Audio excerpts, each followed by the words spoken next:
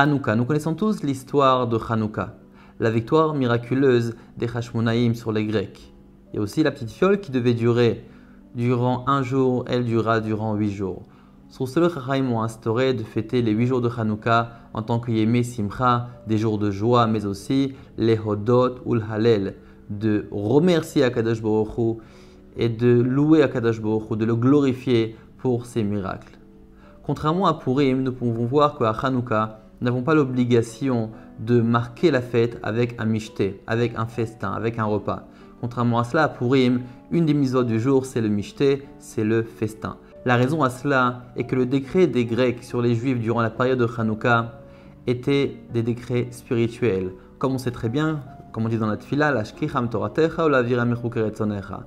C'est-à-dire que les Grecs voulaient faire oublier aux Juifs la Torah de Dieu, voulaient faire aussi oublier le commandement, les mitzvot qu'Akadosh Baruch Hu a donné au Bnei Israël. L'ashkicham mechukeretzonecha. Et c'est pour cela qu'on le fait aussi plus spirituellement. Les hodot ou l'halel, nous le glorifions et nous le remercions pour les miracles. Contrairement à ça, à Purim, nous voyons que le décret de Haman était d'exterminer les Juifs totalement, c'est-à-dire pas simplement la neshama, mais surtout le corps. Et c'est pour ça que nous faisons aussi un mishté matériel pour célébrer aussi matériellement le décret qui devait se faire sur les Juifs et que nous avons été sauvés donc miraculeusement.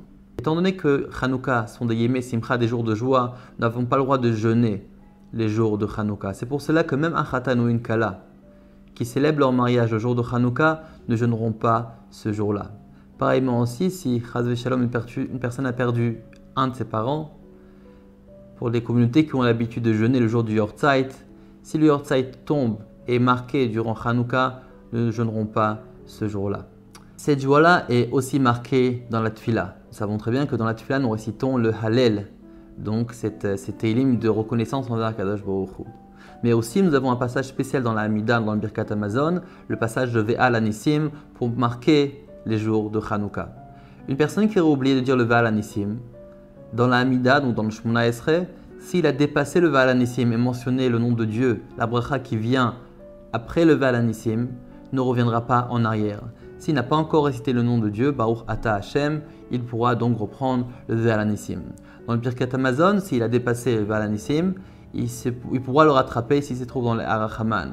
Dans l'Arachaman, il pourra dire Arachaman, Huya Selanonissim, Kemo Sheasa Labotenu Bayamim Ahem Izman Hazeh. Et après, il commence le passage qui correspond au Hanouka.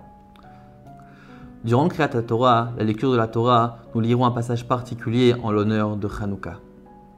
Durant Hanouka, nous avons le droit de travailler. Concrètement, à partir du moment où nous allumons les bougies, c'est-à-dire la première demi-heure, à partir de l'allumage, nous ne devrons pas travailler, et en particulier la femme qui était vraiment une partie active du miracle de Hanouka, il faudra très attention de ne pas travailler durant cette première demi-heure.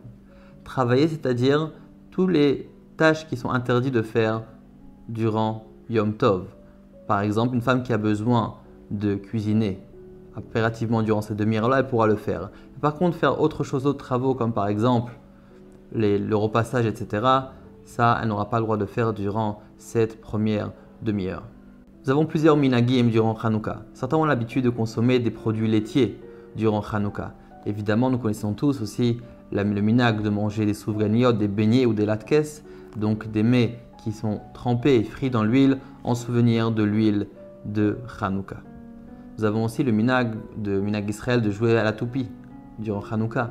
Il y a aussi Hanouka Geld, l'argent que nous distribuons durant Hanouka. Évidemment, en général, c'est plus répandu de le donner aux enfants, mais en réalité, on devrait donner et aux enfants et aux plus âgés, même aux enfants qui sont mariés déjà, même femme à son mari à sa femme, etc., etc. Même professeurs à ses élèves devront donner aussi Hanouka Geld. Hanouka Geld, il est vrai que nous rajoutons encore plus de données le 4e, le 5e jour, plus que d'habitude, mais concrètement, il serait bien judicieux, selon les mots du Rabbi, de donner Hanouka Geld tous les jours. Hanouka veut dire aussi Chinour. Chinour, c'est-à-dire éducation. C'est pour cela que pendant les jours de Hanouka, et en particulier lorsqu'on va allumer la Hanoukia, on essaiera de faire un effort concernant le Chinour, c'est-à-dire de profiter de la situation, de la lumière que Hanouka nous apporte pour justement raconter l'histoire de Hanouka, investir encore plus dans l'éducation et pas simplement l'éducation de nos propres enfants, mais aussi l'éducation de autrui. Faire Mifsaïm et répandre la lumière autour de nous. Donc à sa mère.